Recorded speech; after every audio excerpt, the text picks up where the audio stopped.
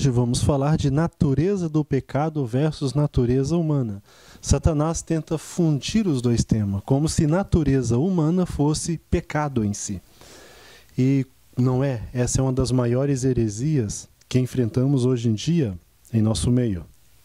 Como o assunto ele é muito complicado, Satanás coloca ali a mentira muito parecida com a verdade.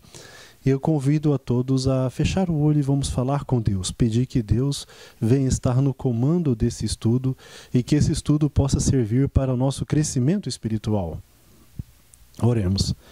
Querido e amorável Pai, convido ao Senhor que venha estar presente nessa mensagem e que essa mensagem possa fazer a diferença na nossa vida e na vida de cada pessoa que está assistindo, porque essa mensagem é Tua.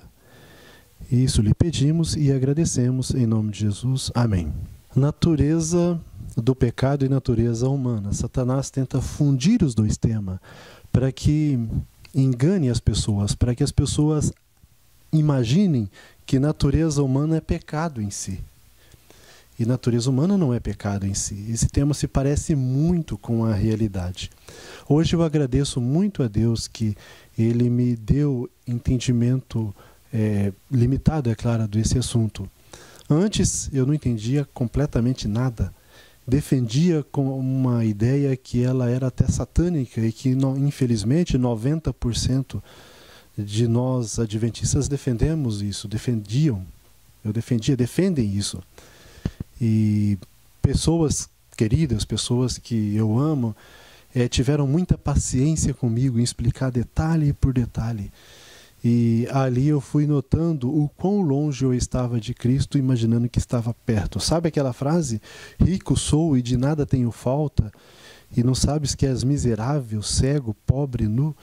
E esse assunto, realmente, a gente entende que somos miseráveis, pobres, cegos e nu. E eu vou começar com o grande conflito, capítulo 35, a ameaça à consciência. Lá vem o seguinte relato.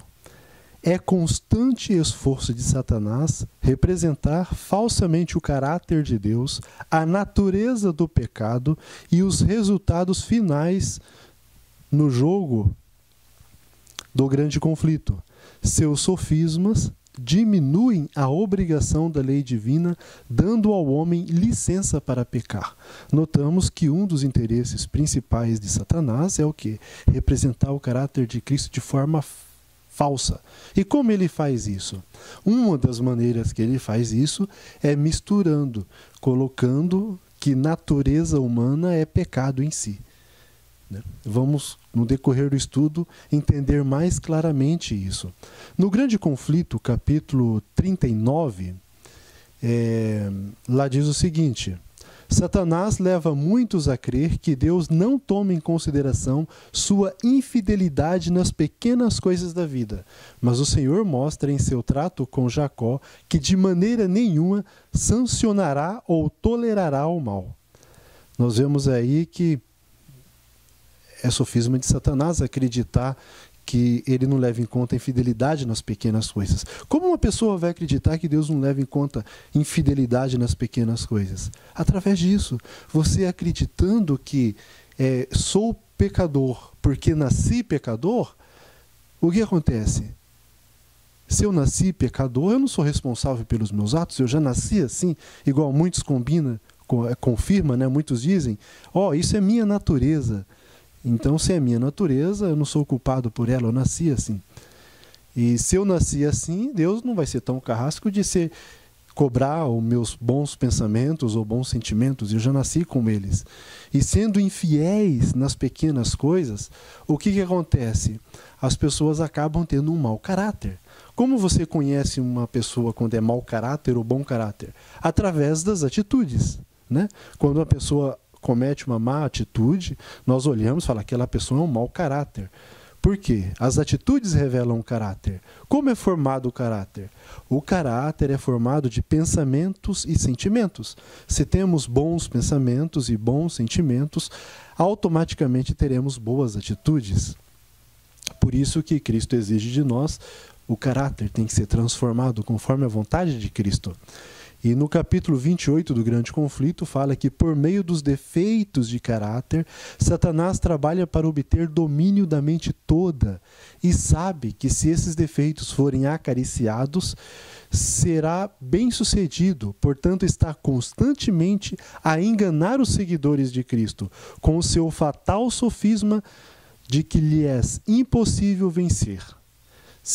Impossível vencer? Como vai achar que é impossível vencer? Por causa disso, né? Existem duas definições da palavra pecado circulando hoje em dia, pelo menos que a gente conhece.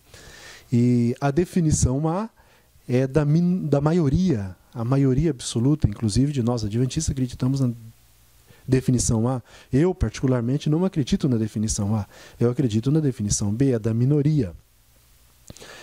Nem sempre é errado estar com a minoria e nem sempre é ruim estar com a minoria. Noé, ele era a minoria. Quando ele saiu da arca, ele era a maioria absoluta. Então, na época de Noé, estar do lado da maioria foi um grande prejuízo. E esse vídeo está sendo feito porque eu convido você a estar do lado da minoria. Não estar do lado da minoria porque é minoria, não. A estar do lado daquilo que é certo. O que é errado, independente da pessoa que fala, se é presidente, se é doutor, se é pastor, se é qualquer pessoa, independente do cargo dela, mas se ela estiver falando do que é errado, nós temos que desconsiderar. Considerar somente um assim diz o Senhor. Muitas pessoas até já falaram para mim assim, nossa, Misael, mas você simplifica muito o Evangelho. O Evangelho é simples. Deus ele falou de maneira para atingir a todos, tanto a doutores como uma pessoa simples como eu e você. E quando traz um evangelho rebuscado, complicado, cheio de teorias, esse evangelho é falso. No Testemunho Seleto, volume 1, está dizendo isso. E vamos às definições. Na definição A, pecado é natureza e pecados são escolhas. Eles separam pecado de pecados, como se fossem coisas diferentes. Imagina que você muda para o plural e já muda carro e carros, como se fosse, no plural já não é mais carros, é motos. Então não tem a melhor coerência e lógica. Mas por incrível que pareça, uma maioria absoluta acredita que pecado é natureza e pecados são as escolhas. E nessa definição A, natureza pecaminosa é pecado em si. Nessa definição A, Satanás atingiu o objetivo dele, já juntou natureza, pecado com natureza humana. E a pessoa acredita que a natureza humana já é pecado em si.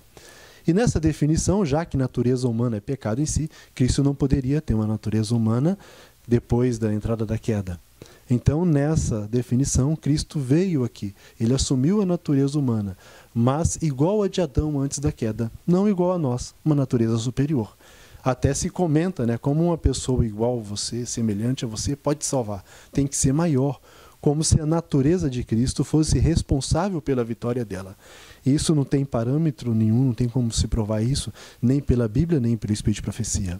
Agora vamos à definição B. Chega de falar de coisa ruim, vamos falar de coisas boas, né? Definição B, pecado é escolha. Natureza humana, ou natureza pecaminosa, como é conhecido, não é pecado em si. E existem diferenças entre mal e culpa. Nós vamos ver, mediante várias evidências bíblicas, que nós passamos a ser culpados perante Deus quando sabemos fazer o bem e fazemos o mal. Então existe uma diferença entre mal e culpa. E nessa definição, Cristo assumiu a natureza humana, igual a nós, a natureza pecaminosa, mas ele não herdou maus traços de caráter e nem propensões pecaminosas, né? Que a maioria absoluta de nós herdamos maus traços de caráter e propensões pecaminosas.